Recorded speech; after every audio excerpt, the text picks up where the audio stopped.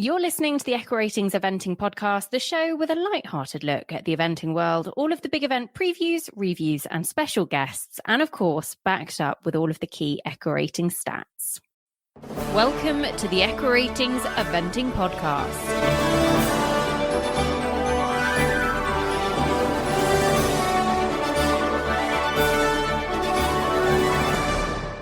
We're recording? Nicole, yeah? We're recording. Oh, hello, we're recording. Normally we get a little voice in our ear to tell us we're recording. That didn't come. Welcome back to the most professional and the best show we have.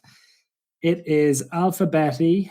Again, normal caveats. If this is your first time listening to the Eventing Podcast, it is not a good show to start with. This is in no way related to eventing, and lots of other shows are available. With that out of the way, we are on the letter P for Alphabetti. I think most people know how this works at this stage. So people send in their requests with the letter, and then we siphon through them and pick out some ones to talk about. A lot of people there's still a couple of people who insist on sending equine-related questions. And as you know by now, however many letters we are in, we don't discuss them on this particular show. I think there might be a little mention for you, Laura, Claire, and a few more who have insisted again and again on bringing up a certain horse. We will do that closer to the end. Tonight, I am joined by a lady who hates not doing the intros, who is sitting grimacing through every single word. Nicole Brown, how are you? Do you know what? Before we started recording, I was just actually thinking to myself how much I love Alphabetti. So... yeah, I can't wait. The Flick group have outdone themselves with some excellent P suggestions. Yes, they have. We have an old favourite of ours. She is the star of the Echo Ratings Hall of Fame and has a number of other accolades to her name, but there are too many to mention. Catherine Jane Austen. How are you? Jane is not my middle name. I don't know about being called an old favourite. I feel quite aged by that. A favourite for a long time. Yeah, thanks. Okay, good. Yeah. All good? All good in good. England? Excited to be back on Alphabetti. Yeah, well, not all good in England, really. No. But, hey ho. Well, we'll come to that, I'm sure. I think Pandemic P could come up. We will discuss our situations in due course, but it's good to hear you again. And finally, we have another old favourite of ours, the star of simulated eventing. I mean, it would be kind of fun given all that he's done and all of the games and everything he's commentated on for him to be recognised as a star of simulated eventing. John Kyle is with us again. How are you, JK? Well, you say again, this is my first Alphabetti Spaghetti. You've gotten all the way to P. I feel like I've missed the whole Stephen Fry era, and now you're Sandy Toksvig. And I'm also going to do a Judge Pickles, that's a P, and go, what is Alphabetti Spaghetti? I don't know. So I'm assuming we're going to just talk about loads of rubbish. Yes, I know, and you know, that you listen to this show, even though lots of people pretend they don't, and lots of people, there's a certain snobbery attached to the podcast where, there's people like Sam Watson and Jenny Autry and formerly Nicole Brown who will often turn their noses up at this ludicrous show that we have been carrying out. But actually, as most listeners agree, it is the best show that we have. It's good to have you on board for the first one. Yes, we are on the letter P, and we'll get started, lads. It's Halloween. Just gone Halloween. Is it all, let me think, All Saints and All Souls? Is that right, JK? All Saints is 1st of November, isn't it? All Hallows, All Souls. Yeah, okay. All Saints, I think, is another time of the year entirely. And it was, it was a girl. No, group. God, no. All Saints Day. Is today not All Saints? Or yesterday not All Saints Day? You All Hallows and Saints. Oh, I don't know. As far as I'm concerned, it's the girl group from the early 90s. Don't age yourself, JK. Don't age yourself. Oh, no. All Saints. Just been introduced as old. Old favourites. You're an old favourite.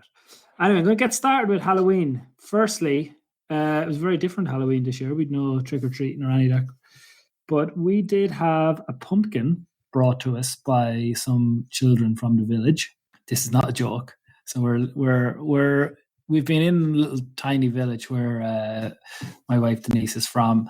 We've been here for probably 2 months now, and so it's very old, very what's the word? Very small, very traditional, and there's nobody here basically. Like there's one school with one room and like 6 children. Anyway, I think they all came at once to our house the other evening at like 4:00 in the day with a pumpkin that was cut out, and then they sang like a little thing and welcomed Rosa and put candles in it and left. Oh, that's really nice. Mental, I know. Anyway, P is for pumpkin. I'm going to tell you a story about pumpkins in a moment. This was sent in by Nadine Haley Brown, friend of the show and living in the US. She talked about pumpkins and the US and said the US do pumpkins the best. Before I tell you my story about the history of pumpkins, which listeners sit back and enjoy, does anybody have any pumpkin stories? I have a sort of two. Okay, well, let's start. Yeah, oh, damn you. So, I'm a farmer's daughter from Norfolk originally, and my father wouldn't let us have a pumpkin. We had to have a sugar beet. So you went into the field and you got out a sugar beet. Now, I don't know if anyone's ever tried to carve out the middle of a sugar beet with a spoon, but it's not soft like a pumpkin. Anyway, it was one of the heights of meanness in a well, not deprived, but shall we say mean Norfolk childhood, was having to have a sugar beet instead of a pumpkin. Hold that thought. It's very interesting for my story that comes, Katrin, okay? Okay. So very interesting. My pumpkin story, D, is, in America where everything at this time of year is pumpkin. Pumpkin pie is, you've got to put in enough sugar that you can no longer taste the pumpkin and the cinnamon. But when I'm out there at this time of year, quite often at a horse trials or something, and we speak the same language in theory, and you get this notice going, can you just make an announcement that tomorrow everyone can come and pick up as many pumpkins and mums as they want? And I'm like, yeah, I can absolutely make that announcement. I have no idea what it is. And as this has come in from an American, I bet they do know what a mum is. I have no idea. There were various things in the pumpkin area, and some of them might have been mums. But I have very confidently told people that they can come and take mums the next day. And I don't know if that's people like leaving discarded mothers with pumpkins after Halloween or something. Did you get to the bottom of it? Are you any the wiser now? I know very little about eventing. Why am I going to start going into botany? Pumpkins and mums. I'm going to Google it. There's some sort of flowers. They're a bushy flower, I think. Oh, a chrysanthemum. What? I think that's what it is. I think it's a chrysanthemum, a flower. And that's a $10 word, isn't it? A chrysanthemum. Somehow that goes with a pumpkin. Can anybody spell it? Go on, D. A chrysanthemum, I think I've heard of. I'd say it's CRYSANTHUM. CHRY.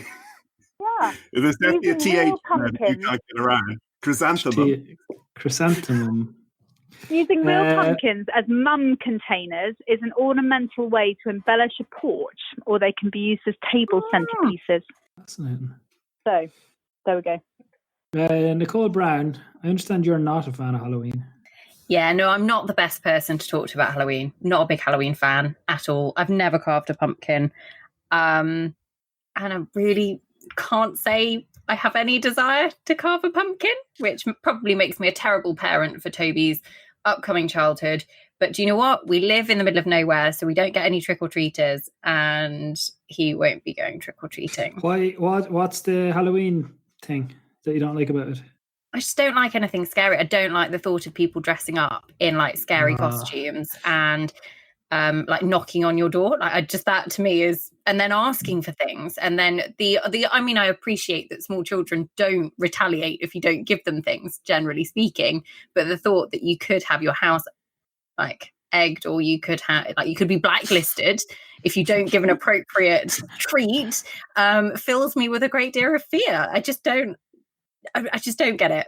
Not for me. God. I understand other people doing it. I love seeing other people's pictures, but it's not for me.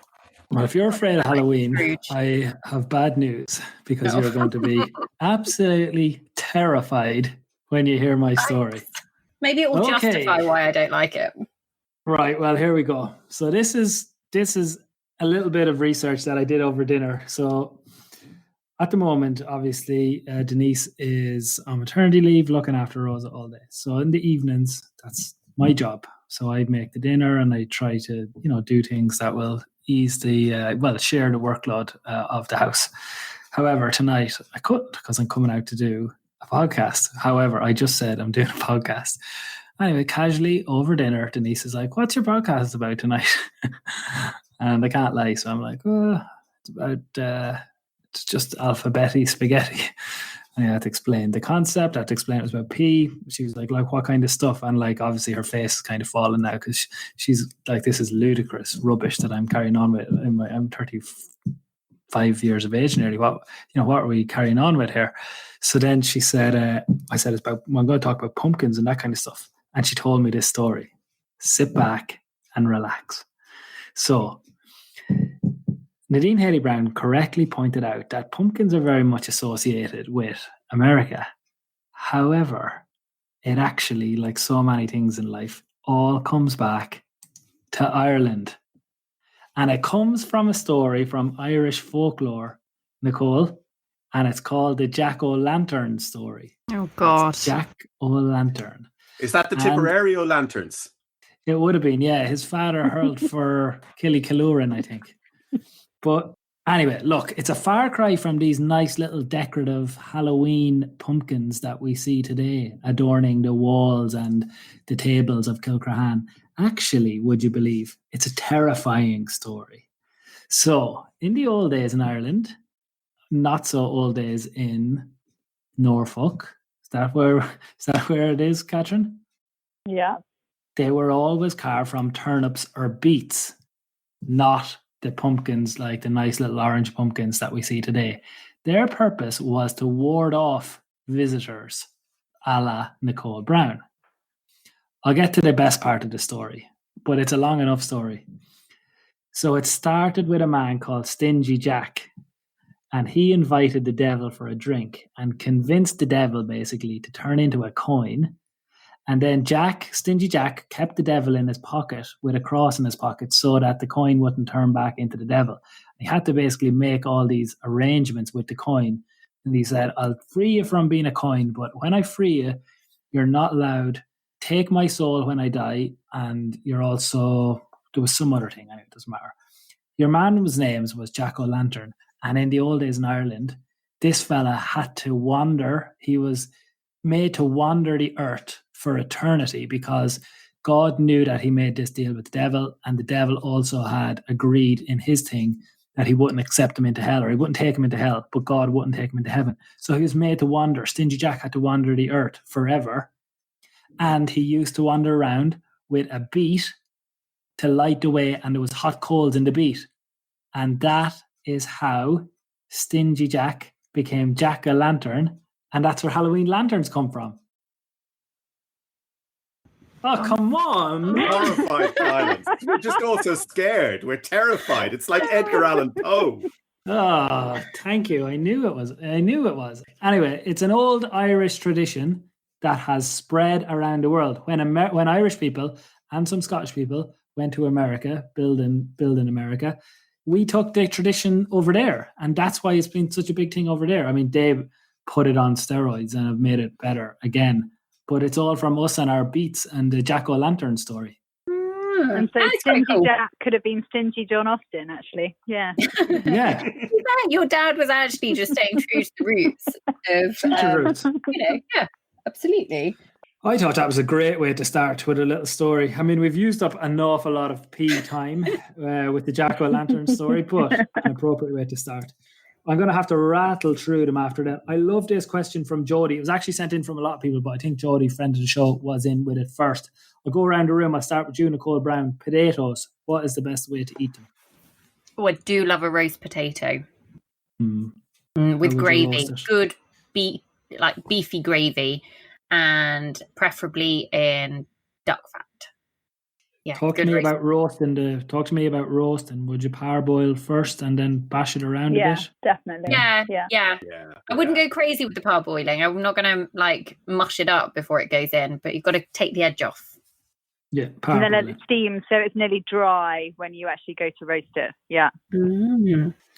You on a roasty buzz as well, Katrin? Yeah, definitely. Couldn't tempt you with crisps? No, not a crisp fan at all. Are you not? God, I'd be a big fan of crisps now.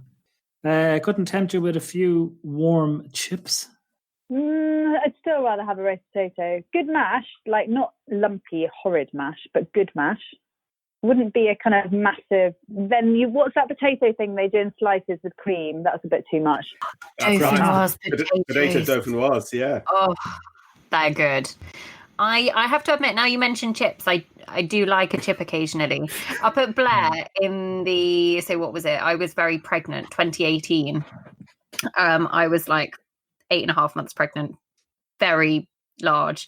And Oliver bought me a tray of fresh chips that was topped with fresh macaroni cheese, which was all of the carbs. And it's still one of the best meals I've ever eaten in my life in some random marquee in Blair when it was pouring it down with rain. They were good. They were very good chipper up there. So good. Cheesy chips could be the best thing about horse sport, actually. And going to university in Glasgow. Yeah. Talk to me, JK. Potato, JK. I was going to go for the dauphinoise before it came up. I mean, I love a roast potato. I mean, I love all forms of potatoes. And, you know, this whole English lark of having to choose like one form of potato with your dinner rather than having, you know, the standard 2 or 3. But, you know, good dauphinoise. A lot of garlic in there. Good bit of Gruyere cheese. Yum, yum, yum.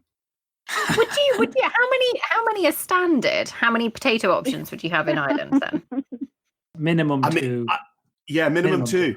Yeah, and that's just on like a Tuesday night, Nicole. That's not Sunday. There would be mash and something else. Mash and roasty would be standard. Yeah, mash and roasty would be standard. But I mean, do you like at big holidays, like bring out all of the potato big guns? So you have your dauphinoise, your mash, your roasties, throw a few chips in there.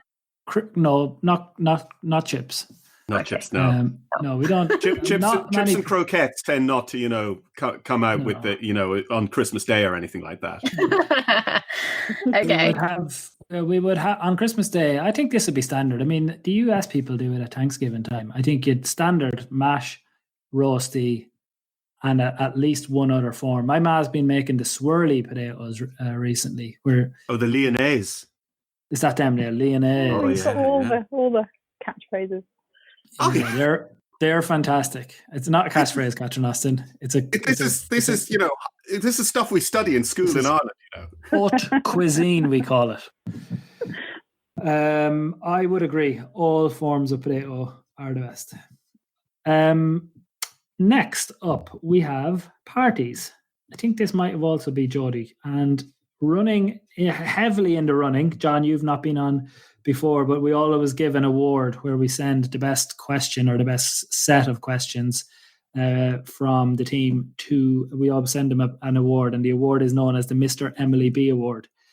I won't go into it now, but he's listening to this show, delighted. Jodie's in the running with this because she had potatoes and she also has parties. What's the best party or the worst party you've ever been to? I'll let you pick one or the other. Knickers, I'll start with you. I mean, it would be very easy to pick the best parties, but most of the good stories from the best parties can't be retold, especially not in a public forum. So I'll skip that. I'll go worst party. When I think I must have been 11, we moved house from a different part of England to another part of England. And I had a leaving party and like literally nobody came. We had the village hall. It was all decked out. There was like the CD player going and like literally nobody came. There were like a couple of people and it was honestly the most excruciating, awful experience of my childhood. And it's to this day, I'm still really twitchy about parties. And when we got married, I had a real fear that we'd turn up and literally like none of our guests would have come. So yeah, it was really sad, but that's stuck with me. Kids can be cruel, man. Yeah. Oh, that's very good. Catherine Austin, were you an unpopular child? I don't know what to say. I hope not. I don't know. We had amazing birthday parties. My mum was very good at like smallest children's birthday parties, and I had a pet show once, and a boy called Thomas Grover won because he brought his goose, which is probably pretty cheating and unfair. And I had a one-day event party and a tetrathlon party, and some older boys came to the tetrathlon party, and they were made to run backwards instead of forwards to level things out a bit. What kind of party was that party? A tetrathlon party. So it was a pony thing where you do riding, running, shooting and swimming. We must have been into it at the time. And yeah, the older boys had to run backwards to level things up. But like 3-day parties. I mean, Catherine had older boys go to her parties. Like, nobody came to mine. That's a really cool kid. I've always liked an older boy. They all sound like there's a lot of thought that's gone into them. Like, were they kind of, they sound like big affairs. I think Mum was, I don't know, she was good at that sort of thing. And we didn't really see many other people, but we had good birthday parties. Yeah. Were you the house that did like big New Year's parties or Christmas parties? No, not at all. No, not at all. But good children's birthday parties for some reason, you know. Don't know why, but we had rosettes and like had Catherine's birthday one-day event on it. How cool is that?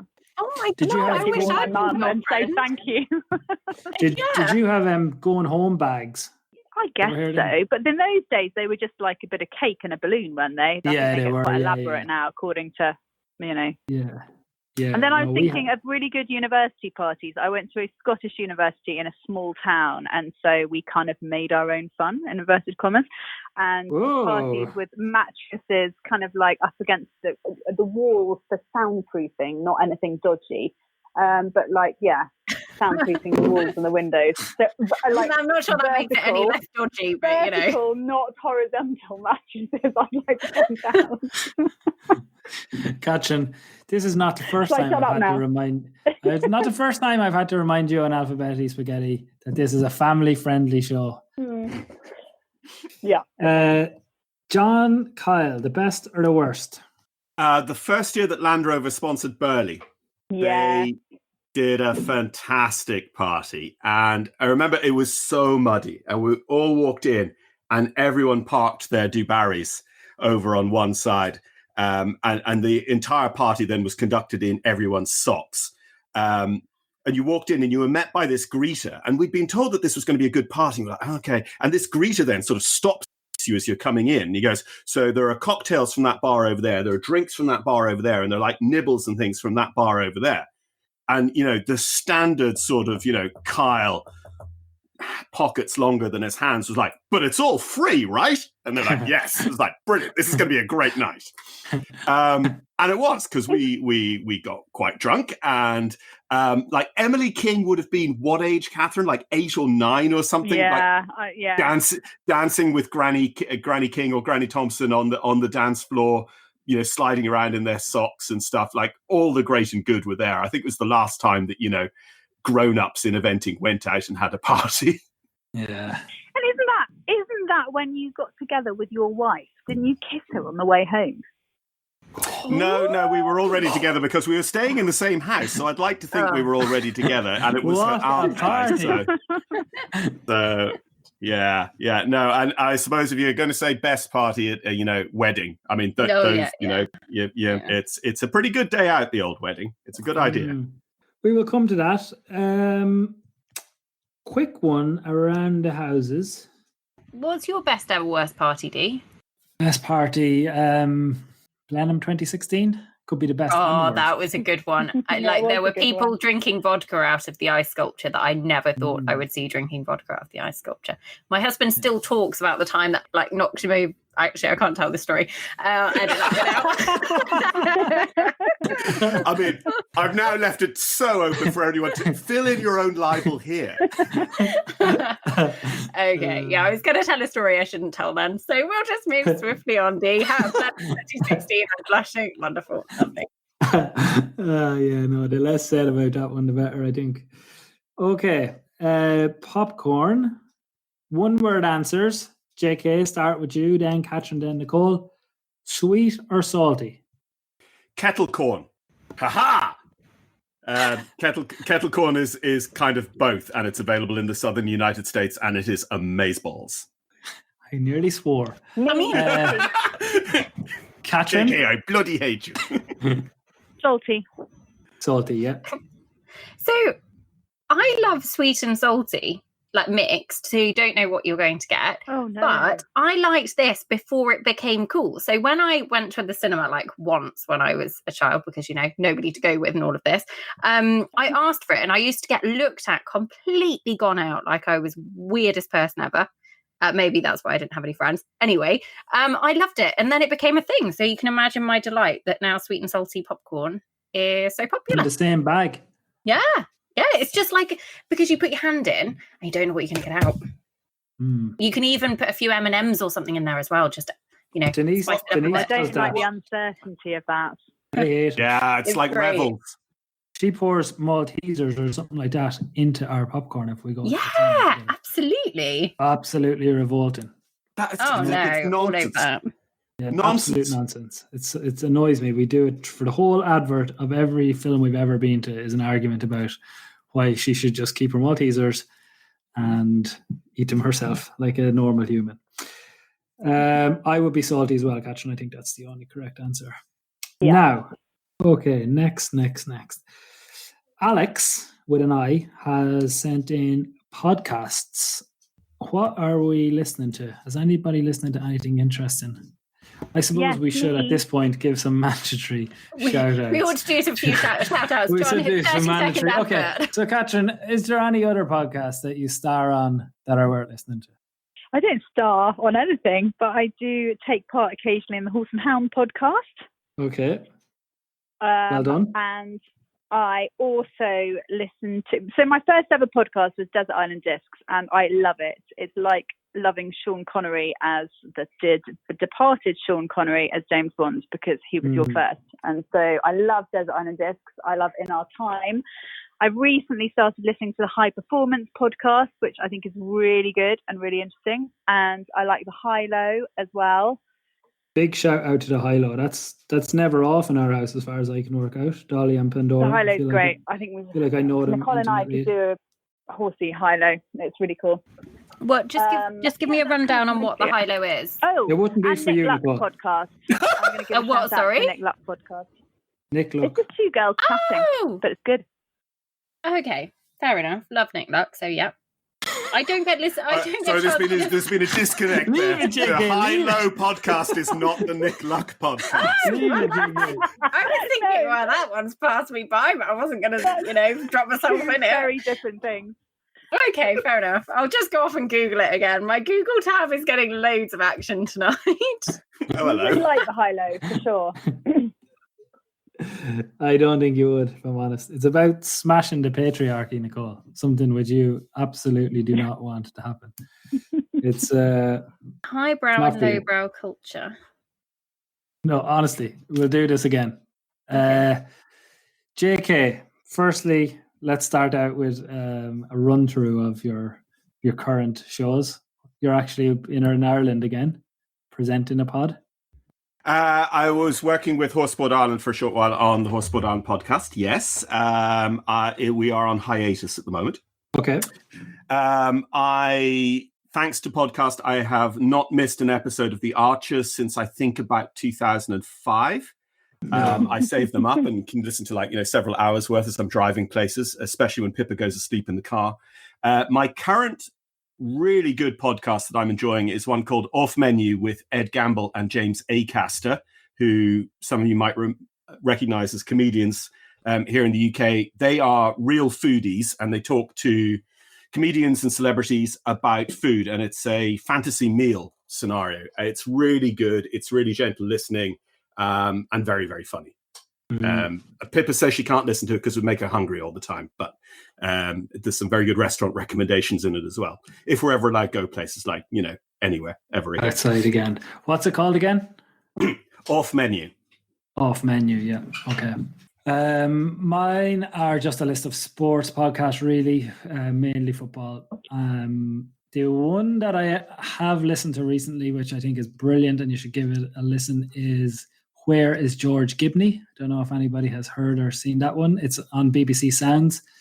He was a swimming coach in Ireland, and it was anyway basically like a child abuse case. But he left Ireland, went to America, and these two young Irish journalists have done like kind of a expose. They've gone and met a lot of the survivors over like 20 years, and it's a story that was like never told, and it's just been told in the last kind of 2 months. And it's a BBC Sounds new podcast called Where's George Gibney, and it's getting brilliant reviews all over the place. I'd say that one is worth a listen if you haven't heard of it. Okay, podcast done. Alex with an I, number 2 question, which I liked, but I don't think, in the same way as potatoes ruled the roost over here, I think this is a question that you three will be much more familiar with than me.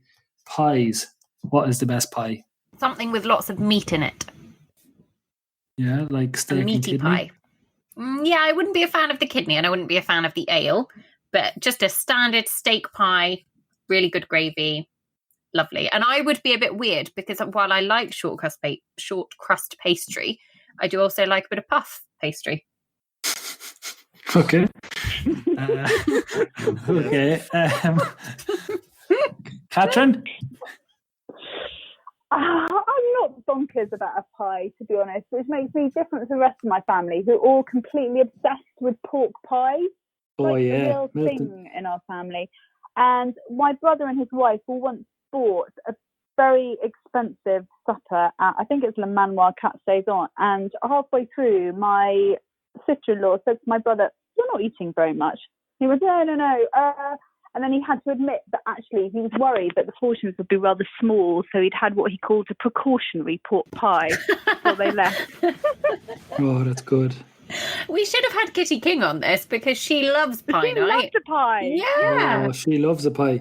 She does spinning on a Monday, and that's why she's not on. Then she eats pies on a Tuesday, and then she's back to herself. Basically, on a Wednesday. yes. That's right, isn't it? I'm It's not true lying. story. That's actually Yeah, true. it's true. Yeah. John Kyle, surely you love a pie. So I think, as you know, Catherine, I'm actually a very, very fussy eater. So I like a pie that comes out of my own kitchen because I know what's in it. And on the road in pie steaks, it is pork pie all the way. Love a pork pie. I would second that. I absolutely love a pork pie. I only had my first one probably in the last 4 years, and a revelation. I would also put in that list, not as a pie, but as a revelation at around the same time, Scotch eggs. Oh, yeah. I found out Scotch eggs. they're not in Ireland, really, pork pies. No, and Scotch there eggs. is snakes, moles, and Scotch eggs. We don't have them. We just don't eat. You'd eat an egg, or you'd eat a bit of sausage, but you'd never wrap an egg in sausage. Unheard of. Anyway, I found it at services in England about 5 years ago, and absolutely love it. Right, answering questions not asked. Claire has put in an interesting question, and one of very few eventing questions which have made it through. But I'm going to ask this question in a couple of ways. John, I'll start with you. Pick and mix. What horse and rider, in a kind of a fantasy type situation, would you like to team up? You know, like you take a horse from one person and put with another person, and you could team them up. I'll let you think about that. Nicole Brown, you can go first if you've I've got one. Right, go on. You start with you. I would pick our very own Sam Watson, Right. and I would team him up with Le Biasatique Sam, because I know how much our Sam loves Horsey Sam, and it would literally make his life. So Yeah, I'd say he'd be quite nervous on him. he'd get over it. He'd be fine. But I think he'd love that. Yeah. Yeah. Go on, Sam. You've got this. But that's what I would do. Imagine he could have him for the last couple of years of his career and thoroughly enjoy him. Be great. Yeah. Imagine what Horsey Sam, imagine what his dress out would be like with Rider Sam on it. I mean, it wasn't great already. God, the stories we would write. Okay, yeah, that would make him very happy. Catherine or John, anybody want to jump? I'll go. I would be really I'd be sort of fascinated to have seen one of those exceptional cross-country horses with their own riders, like Over to You or Opposition Buzz or Murphy himself, with my brother. I think that would be really interesting to see him, who I think is, was one of the very, very best cross-country riders with one of those very, very best cross-country horses. Oh, I'd have liked to have seen that, John. Yeah. My only worry about that now, because I think there is a couple of those, not to probably Mark Kyle's level and to that level where you get to team them up like that, but would it only just be for because now is not the time. I can feel Nicole's eyes burning into me. Now is not the time for a conversation about the Z line, but it wouldn't be necessarily to win, would it? Because you just need, it's a different type of horse that's winning now that we're seeing, like looking back at London 52 at Poe, it's a 21 that you've got to start with, and then you've got to just be fast and agile. Really, it's. And I think it's taking the horse at the moment as well. I mean, Over to You as a world silver medalist individual. Yeah. So it's possible on those horses. Murphy himself was European champion. And I think, how would a horse like Murphy himself tackle the Badminton and Burghley of today? Like, I think they would still be very competitive. Would they be very good at cross country? Yeah, but I think they'd still be good enough in the other phases to win those. Yes, they're not going to win Poe necessarily, but I think they'd still. They'd win that award for the biggest riser. See, I don't agree with you at all, Dan, because I think a good horse in any age would be a good horse now with the right training, because Nicholson or Andrew Hoy or Mark Todd stayed at the top of the sport. They reinvented themselves. They kept training. So I think if you have a horse that has the attitude for it, with the training, they would be competitive in any era. Do you think, this is just to put this out there, do you think, all three, you put William in this bracket as well, but do you not think that in the last kind of 5 years, the ones that were dressage, Andrew Hoy is a dressage specialist, but the horses changed that you needed really in the last, certainly in my time of loving eventing, it has got to be 25 or below to win at these levels. And yeah, but what John is saying is that some of those horses could possibly, with modern era training and modern era emphasis on dressage, could have achieved much, much lower scores. I can't argue with that. I'm going to have to accept that. That's why we love you. We can just bully you into these things. I think you're right. It's interesting. It's probably not the way I was thinking about it, but you're right. It's horses. Okay, I'm going to just move on from that. I don't know what to do with it. Austin. Yeah, Austin. I don't really, on the horses swapping and other people riding other horses, I don't really have anything to say, because I guess so much of what makes those horses get to the top is partnership, and say, I'd love to see Oliver Townend on XYZ. Well, different thing, isn't it? They create the partnership with their horses, and we all know that all of the very best riders in the world would be able to ride and to be successful on any of those great horses. It's unlikely that they wouldn't find the key to them. So I know it's really boring, but I don't really have a.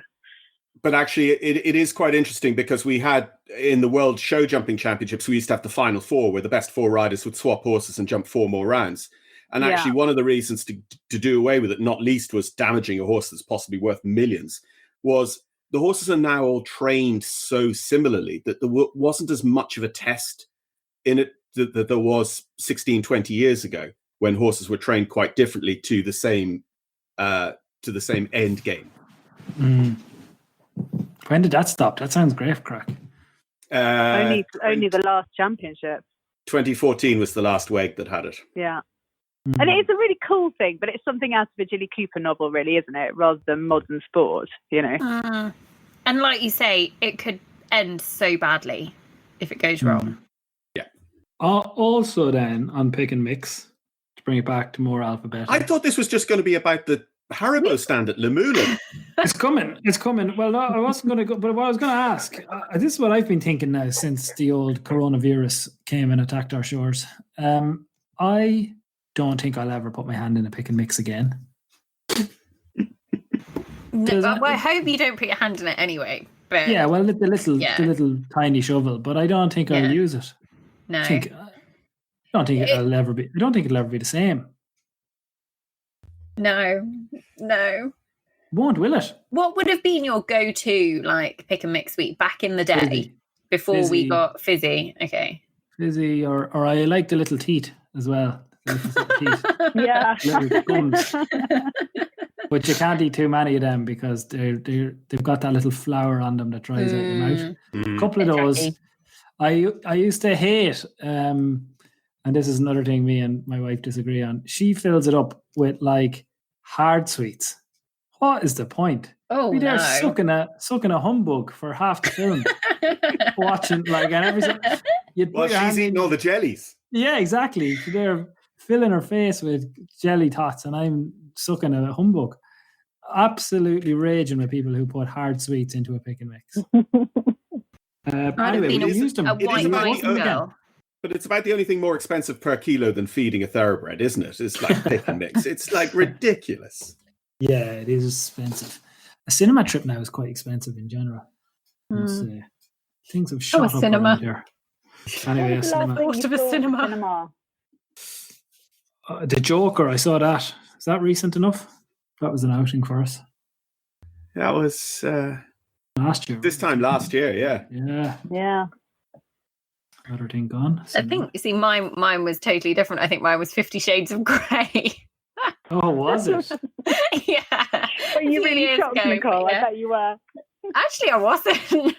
Oh, well, the dark this way, catcher. I hadn't. So I knew what it was about, but it was a huge phenomenon.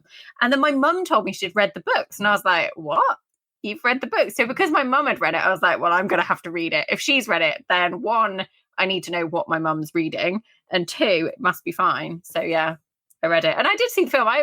Quite enjoyable, fine. Bit weird in places. Just gloss over those bits, but you know. I haven't actually seen it, would you believe? Have you seen it, JK? No, I haven't read it. I haven't seen it. Catherine, have you? Yeah, but I hated it. I hated the film. Yeah. And that's because when they were going to cast an Irish heartthrob, they looked beyond me and Diarm. Yeah. When they didn't call you said, right, well, that's it. Our relationship we're boycotting it. If I was to pick a number 3, I would pick him. Everyone on the tube in London was reading 50 Shades of Grey. Yeah, everybody. Very popular. I mean, I went with a couple of girlfriends and we had quite a bit of wine, and I've never drunk wine in the cinema before because I didn't even know it was a thing, but it was, and so we had quite a fun night and then went out of cocktails. That's basically the last time I went out. Thank God you finished that sentence. I thought you were going to just stop off. Right. Okay then. So 1-word answers then. This comes in from Laura. I like this. Punctuality. Early or late, JK? I would love to be early, but I'm always late. Catherine Austin. I'm fairly early, actually. Yeah. Nicole Brown. Early. Of course she is. I get really irate about being late. I get really upset with myself if I'm late for something.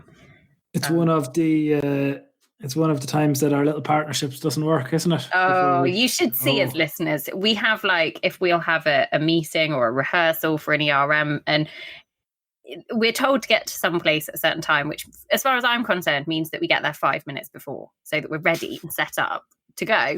And the amount of times I'm like, damn, should we go? I'm ready. Would you like to come with me, or are you going to meet me there? And in the end, invariably, he meets me there just because I can't cope any longer and I have to leave him. And he sort of rocks out and quite casually, fine about it. You know, the world didn't implode, but I like to be early. It's a trait I dislike in myself, JK. I'd be the same. I'm probably a minute late. Oh, I mean, it's the ultimate form of politeness and participating in civil society, and I'm dreadful at it.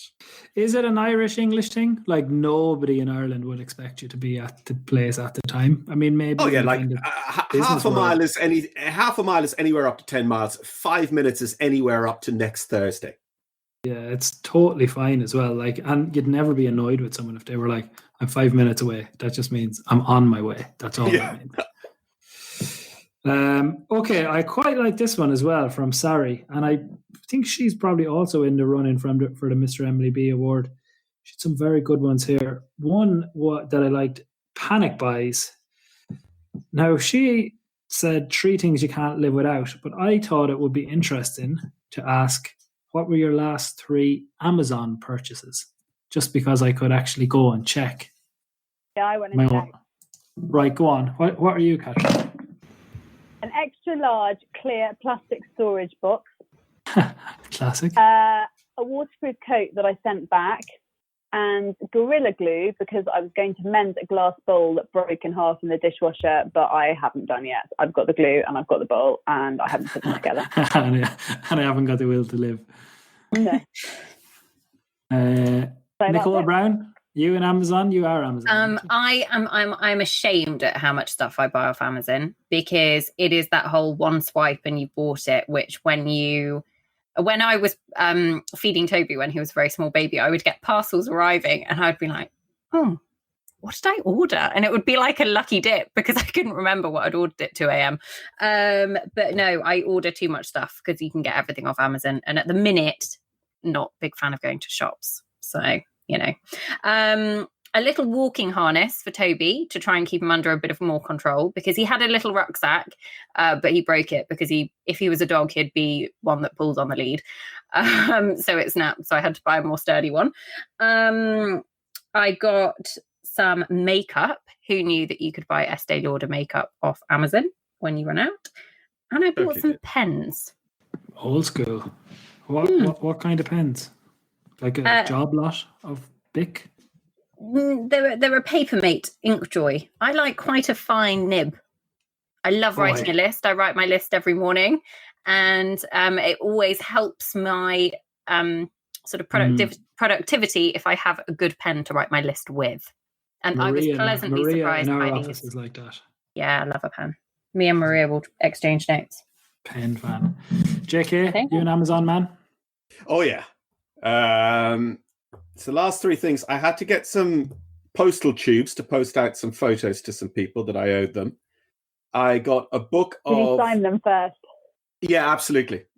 But they were of Sam Watson.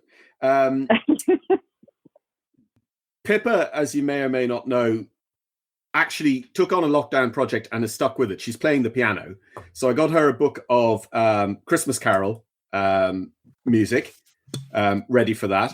And then the other day I got, because it's not in the supermarkets, what's it called? It's Montreal steak seasoning, which is a critical ingredient in trying to replicate the Café de Paris sauce in L'Entrecôte here in London and worldwide. That's a project I think for next week that's going to be tried. There's anchovies in it as well. John, when we get allowed to go to people's houses and stuff, and I'm next in London, I might invite myself around for dinner for 5 different types of potato and an amazing sounding steak. Sounds good. I think I might. No, I'm not going to tell you the address, but yeah, I mean, it's just a lovely idea. You can invite yourself, but you won't be coming. Miss no friends. I mean, the other thing, yes, exactly. I will invite you, but we won't be in. I mean, I very much hope that at the point that you're allowed to come and, be given 5 types of potatoes in my house, I'm going to be, in Salzburg or somewhere commentating for the love of God, for the love of my mortgage. Yeah, I think everybody echoes that. For me, I had to send Sam a book this morning, would you believe? The Sure Thing by Barney Curley. It's a book about a great gamble that was landed in horse racing. He's done it twice, Barney Curley, and as we know, Sam loves a gamble.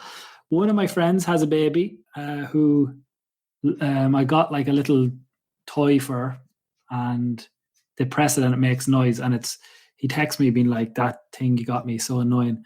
And it was that child's birthday the other day, so I sent him a Dear Zoo noisy book, and you can press all the buttons. So that's just kind of book. We do that every night. Yeah, Dear Zoo noisy book, and you press yeah, all that. Yeah. So that's kind of a little joke. And then Tommy Tippy, Twist and Click Advanced Nappy Disposable Sangenic Tech Bin. No joke. That's the full title. It is quite. I mean, there's something for both parents in there, isn't it? It's like, Tommy Tippy. Sometimes like tech for the dad. Yeah. Oh yeah, tech nappy twist and click advanced nappy disposal, Sangenic tech bin, comma blue. One of those bins. They're really good, actually. Well, I'll tell you the mare I had. I actually had the older version of the bin, which was just a Tommy Tippy twist and click advanced nappy disposable Sangenic bin without the tech at the end. And gotta have the tech. I bought that one, but then I ordered the refills on Amazon, and I had actually bought, would you believe, the refills for the tech version, which was a disaster. So now, rather than just sending it back, because then it would have to come again, I ordered the upgraded bin. So now we've 2 bins. But you're still going to need to buy refills for the first bin. I bought on the second order, I bought the old refills and the new bin. So now we have nappy disposable units in every room. We have, I'd say our apartment is literally, I'd say, Nicole, it's the kitchen and the bedroom. Your cupboard is fine. Well covered. I like that question, I must say. Okay. Parsnips, one word. Overrated, underrated. What do we think of parsnips? Me, personally, big fan. Roast them with some carrots. Throw them into the sun roast. I like parsnips. John Kyle? So they are a vegetable I will tolerate, but only because they were smuggled into my diet by my mother as, being chips. Yeah, parsnip chips. Delicious. Yeah. Nicole Brown, picky eater? No, I'm not a picky eater. I like them enough. They wouldn't be my favourite vegetable, but they wouldn't be my least favourite. So, yeah, all right. I'll stick with food. This one comes in all the way from the Isle of Man. Ailish, friend of the show, wonders, pineapple on pizza, ? God, no. It's a hard no from me. And Nicole? I wouldn't choose it, but I'd probably eat it. But yeah, I wouldn't personally pick it. Again, the more meat, the better. If we're seeing a theme here.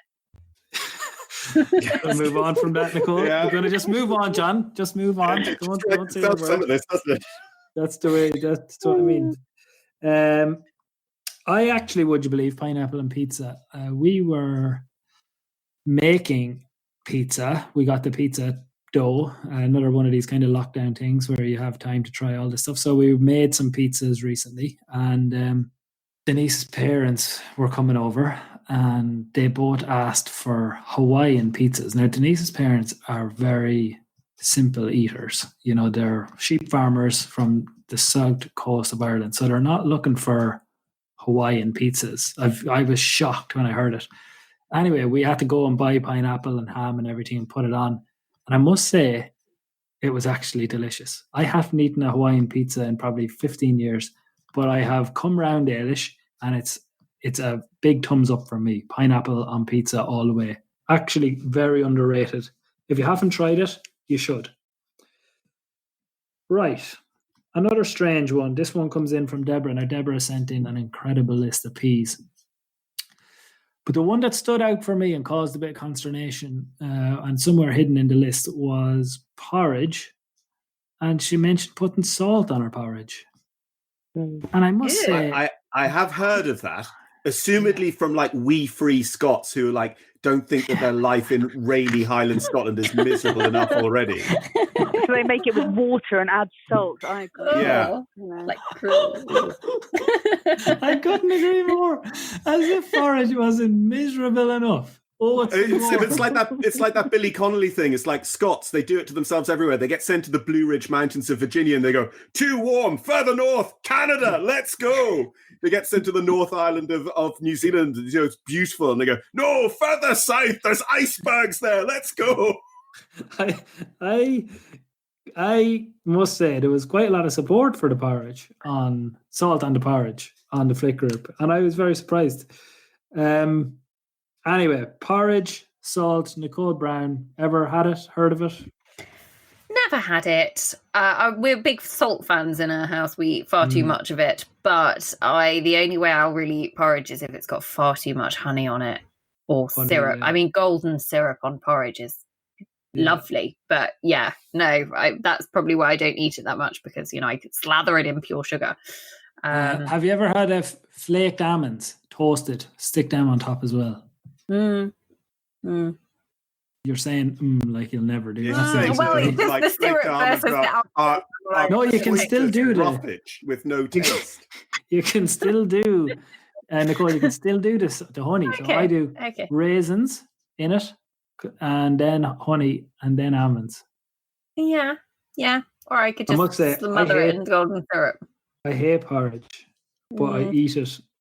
I eat it for like 6 months of the year, and every morning I'm miserable.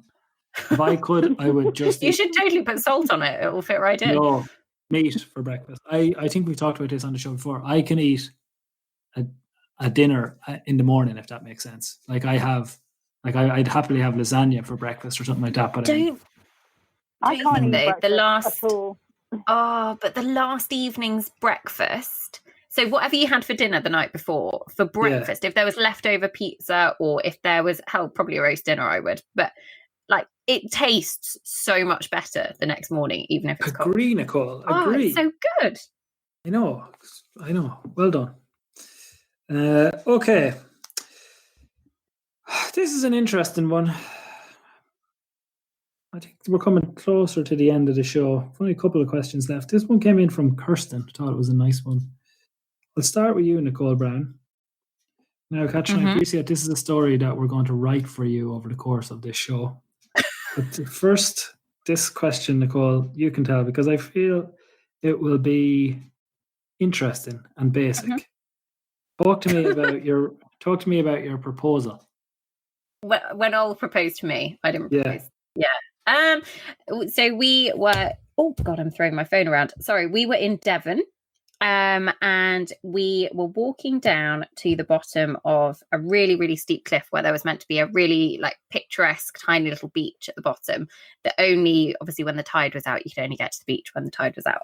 And we had travelled down that morning. And he'd been really weird. And I spent the whole journey going, what's the matter? Like, are you okay? What's wrong?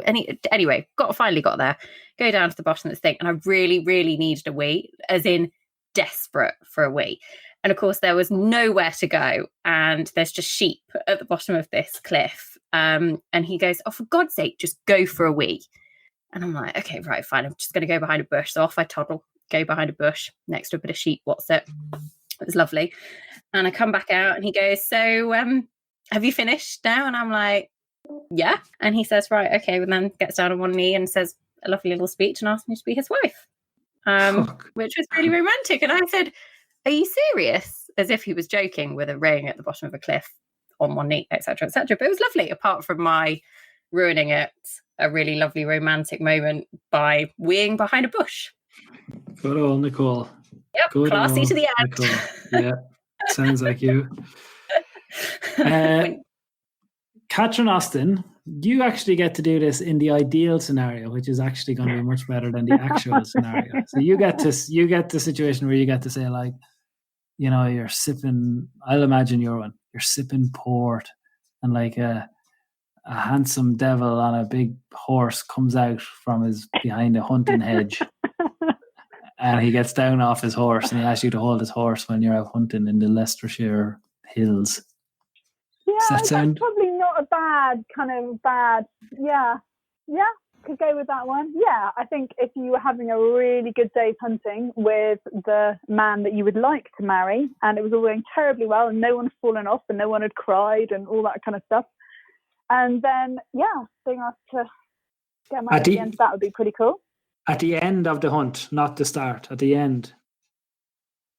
Yeah, when you're all elated and you've jumped lots of scary stuff and you're pleased with yourself and hands have gone really well, and that would be cool.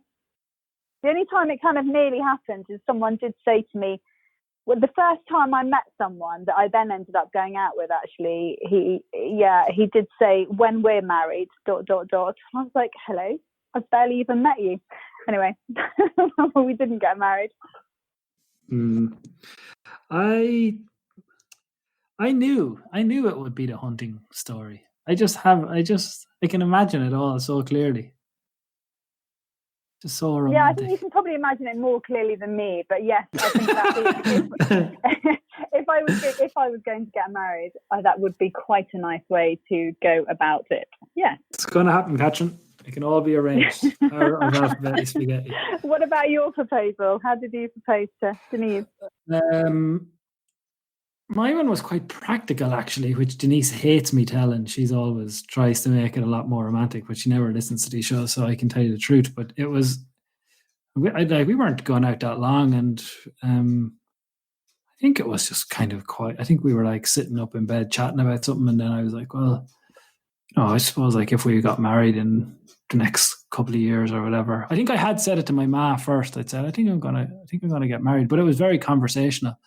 Like I wasn't excited or thinking about it anything more than a conversation. And then Denise said, I think I said, oh, if we got married like next year, I could propose to you, say like in October or something like that, and then we get married in June. Something, would that work? How she was romantic. like, I know, so unromantic. Did you discuss the tax benefits as well? Poor Denise. And like, she was looking at me being like, in fairness though, she's pretty practical as well. She was like, well, if we're going to get married next year, we'd need to get engaged now.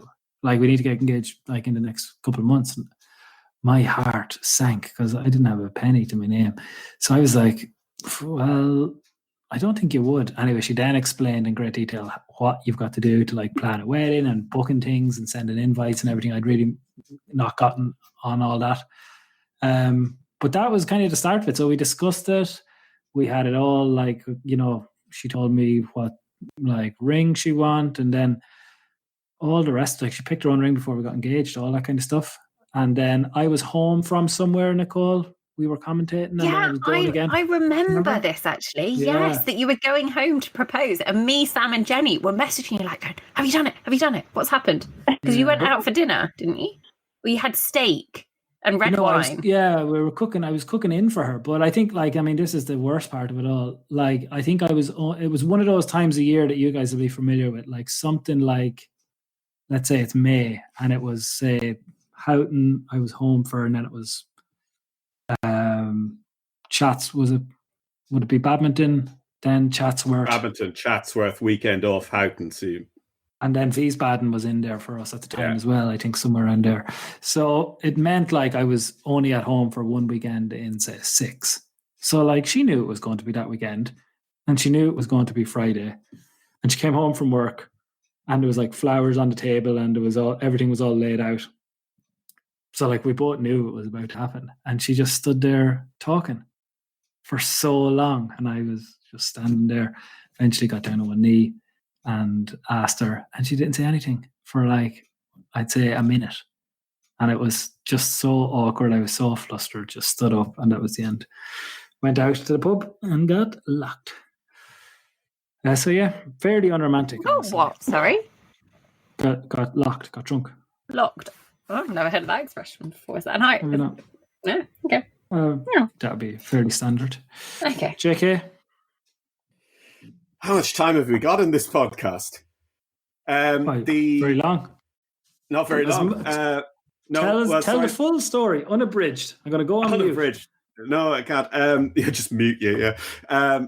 I'd sorted out the ring because Pippa doesn't like shopping, so I had that. And then Pippa was involved in a theatre production in London, and they were in rehearsals, and rehearsals kept moving. So I was trying to meet her, and then we'd go and we'd stay in a nice hotel in town that night.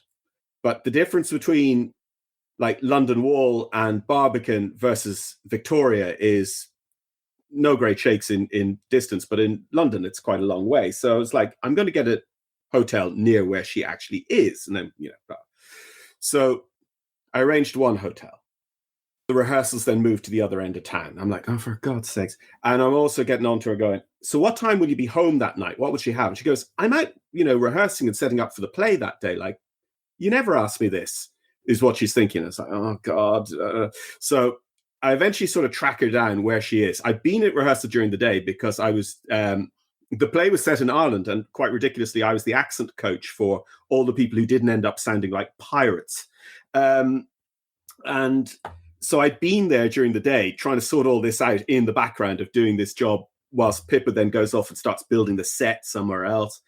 And I went and had a quick drink with the cast and the director. The director spilt his pint over me before I then had to rush home to our flat, get an overnight bag for Pippa, rush back out, drop all that in the hotel, and then try and track her down before I missed her, before she would get in the tube and start heading back to home, because I had demanded that she be home by a particular time. But I did catch her. So she's like, "What are you doing here? Why do you smell of beer?" And I was like, "Oh, for God's sakes." And in the process of trying to work out what bloody part of town she might be in that day, I hadn't really worked out the mechanics of, Hotel de Molto Swank versus, the side of London Wall, quite a big dual carriageway up by the Museum of London. So it's like, oh, for fuck's sake. Sorry, excuse me, listeners. That's a job for Nicole. Said, to heck with it, and got down on one knee at the side of the road. And the answer to the question, will you marry me, was, of course I will, which I think is about 1 month short of what the heck has taken you so long. How long had you been going out, John? So that was 2013, and we've been going out since 2008. Okay, 5 years. 5 years, that's acceptable, I'd say.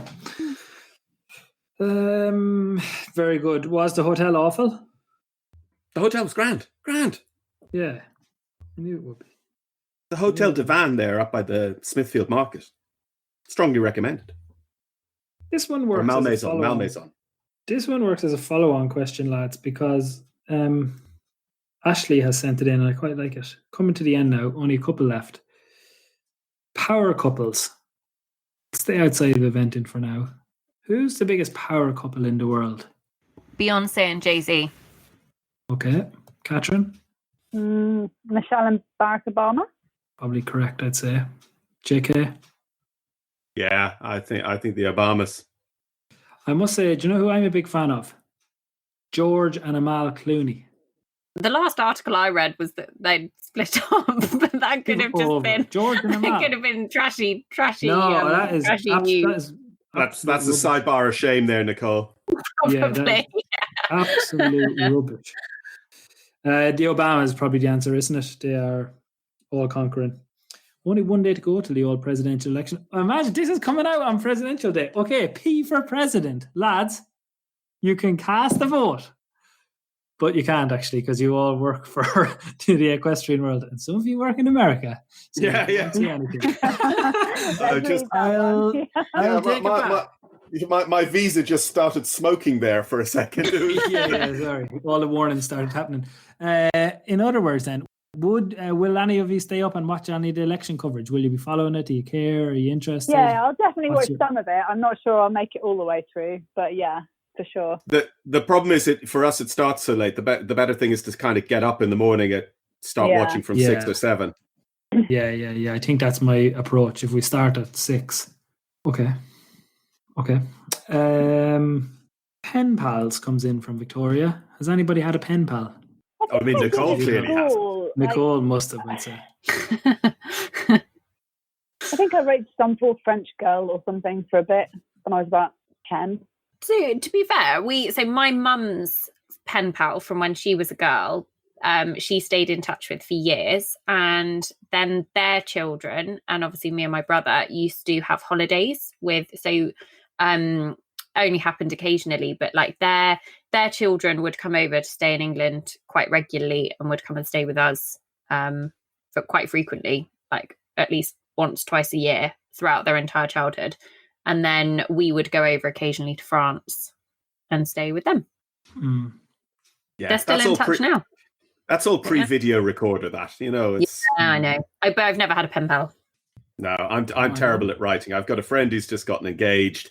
I've got another couple of letters that I should write, and I probably will end up not writing any of them. It's nice to get a letter, isn't it?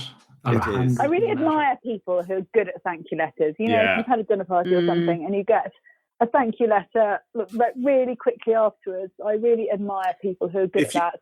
Because if you pick up your fork, the more you have to write. Yeah, I'm a bit of I won't lie, I love a thank you card to send to people. Like I would be I'd be a real stickler for sending thank you cards. And And I get really, really distressed if I don't send them quickly enough. We, back in the old days in Tullamore, County Offaly in Ireland, we used to, this was high tech at the time, we used to actually record ourselves onto a tape and send it to my cousins who lived in Africa. Isn't that mental? And they'd send it back. They had like international accents. You know, they were in like, you know, international schools in Africa. And we were their Irish cousins. Anyway, I thought it was mental. I'd imagine listening to them now, all the little cassettes. That's quite cool, though. Yeah, that's quite cool. That was in the I went on early various 90s. French exchanges to stay with some random person in France for a week. Have you got French? Have you got French now? Yeah, it was quite good. Less good with no practice now. JK, you can speak French, can't you? After a fashion, yeah. I mean, I was very concerned that time we were in Jardy when Donatien Choulet we needed to interview him for the ERM program, but he had a horse in another class, and his only way of communicating his deep concern about that was, I need the fat man. I need to speak to him so that I can explain my situation. I was like, Donatien, if I am your only link to the English speaking world, you are in a lot of trouble. That's good. Okay, we're on the last one. Actually, I haven't mentioned Percy Pigs because I don't like them. But a lot of people seem to love them on the Flick group. They've made cakes and everything about Percy Pigs. Percy Pigs on the Flick group has become a real thing. Those and caterpillar cakes. Yeah. Percy Pigs, it's a no from me. And then this is the last one. Now we're going to sign out with this question. Make it good. So I was going to say goodbye to everyone first. The only thing that you're allowed, the only deal that we always make on the show is you have to answer the question. Okay? That's the deal.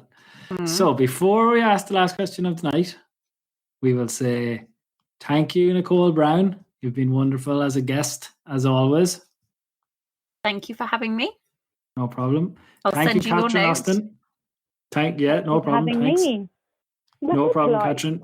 And thank you to John Kyle, who is finally on Alphabetti Spaghetti, the letter P. Yay.